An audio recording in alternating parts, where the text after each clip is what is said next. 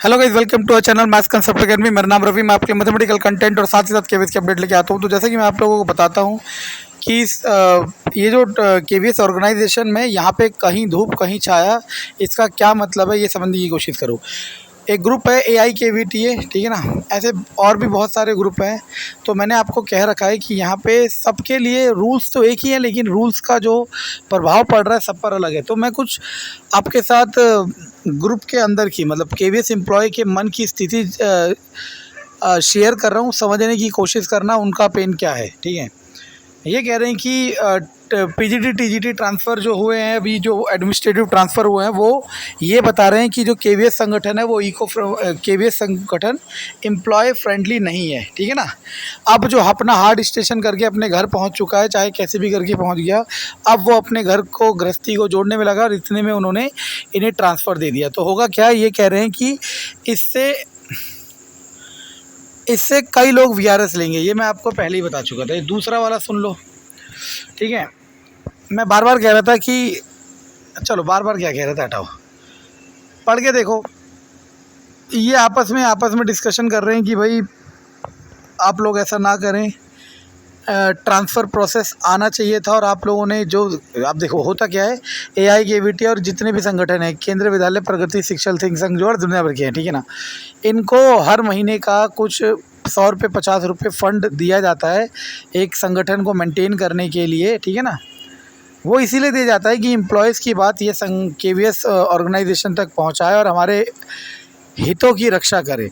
तो ये यही कह रहे हैं कि इन्हें संगठन को ये बात पहुंचानी चाहिए थी कि ट्रांसफ़र प्रोसेस आए, लेकिन इन्होंने ऐसा कर दिया। तो ऐसे होगा क्या, जो ट्रांसफ़र से बच गए मतलब मान लो मैं ही था जो डिस्प्लेस होने वाला था, लेकिन इनके वजह से मैं ट्रांसफ़र प्रोसेस आए नहीं और मैं डिस्प्लेस होने से बच गया, तो उनके तो फ़ायदे आ गए। लेकिन जो बेचारे एडमिनिस्ट्रेटिव ग्राउंड में ट्रांसफ़र हो गए, उनके लिए बहुत दुख की बात है। वो ये बता रहे हैं, ठीक है ना।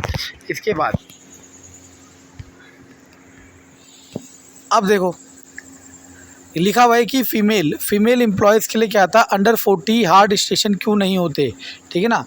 तो अंडर 40 समझते हो क्या होता है? अंडर 40 का मतलब होता है कि जब तक आप 40 साल के नहीं हुए, तब तक केवीएस आपको कभी भी, चाहे आपने हार्ड स्टेशन पूरा करा हो ना करा हो, आपको कहीं से भी उठा के कहीं पे भी ट्रांसफ़र कर सकते हैं। इसे कहते हैं अंडर 40 ट्रांसफ़र। और ये एडमिनिस्ट्रेटिव ट्रांसफ़र के अंदर ही आएगा जब सिस्टम को आपकी ज़रूरत होगी। मान लो आप कहीं पे हो और आप सरप्लस पे हो और आप अंडर 40 हो, 40 साल से छोटे हो, कम उम्र है आपकी, ठीक है। तो होगा क्या, आपको अंडर 40 एक टर्म नाम दे दिया, उसके तहत ट्रांसफ़र लेके उस स्कूल में या उस जगह ट्रांसफ़र कर देंगे जहाँ पे टीचर का शॉर्टेज है, ठीक है ना। और स्पाउस केस वगैरह। तो मतलब अगर आप डीप में समझे तो यही चल रहा है कि इस ऑर्गेनाइजेशन में जो अब अंदर एम्प्लॉयज़ बैठे हैं, जो ट्रांसफ़र का इंतज़ार कर रहे थे या फिर जिनका इस एडमिनिस्ट्रेटिव ट्रांसफ़र के वजह से अपने फैमिली से, अपने घर से, अपनी फैमिली लाइफ से दूरी हो जाएगा, उनके साथ बहुत बुरा हुआ है।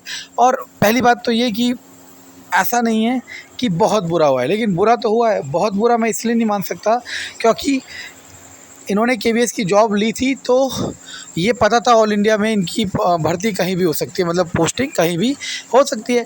लेकिन बुरा इसलिए कहा जाएगा ना, क्योंकि इन्होंने हार्ड स्टेशन पूरा करने के बाद अपना यहाँ पहुँचे, यानी कि ये सारे प्रोटोकॉल फॉलो करते करते यहाँ पहुँचे। मैं आपको एक सच बात बताऊँ, दिल की बात, ऐसे कई टीचर हैं जो ऐसी जगह पहुँच रखे। मानो कई टीचर जो अपने होम टाउन में पहुँचे हुए हैं, कई टीचर जो दिल्ली में पहुँचे हुए हैं और सालों साल से वहाँ डिस्प्लेस नहीं हो रहे, ठीक है ना। ऐसा भी बहुत कुछ है। कई तो ऐसे, जैसे जहाँ हम केरल में थे पहले, कई टीचर थे जिनका होम टाउन भी वही था, गली के पीछे ही उनका घर था, पहला पैदा होने वाला घर। और एक पोस्टिंग बाद वो अपने उस स्कूल में आ गए और उसके बाद वहाँ से वो कभी हिले ही नहीं। क्यों? क्योंकि वो स्टेशन डिमांडिंग था ही नहीं कभी। समझ आ रहा है मैं क्या कह रहा हूँ? तो ये मन की स्थिति है केवीएस एम्प्लॉय की, जो कि एक बहुत नकारात्मक रूप ले चुकी है, बहुत बहुत नकारात्मक। लेकिन देखो, मैंने क्या कहा, कहीं धूप कहीं छाया। ये नकारात्मक स्थिति भी धूप और छाया जैसे हालात है। कैसे? क्योंकि होगा क्या, जिनका एडमिनिस्ट्रेटिव ग्राउंड में ट्रांसफ़र हुआ है उनके लिए तो धूप हो गई, और जिनका ट्रांसफ़र प्रोसेस से अपने घर पहुंचना था उनके लिए भी धूप हो गई। लेकिन जो ट्रांसफ़र प्रोसेस से डिस्प्लेस होने वाले थे उनके लिए छाया, और जिनका नाम नहीं आया उनके लिए छाया।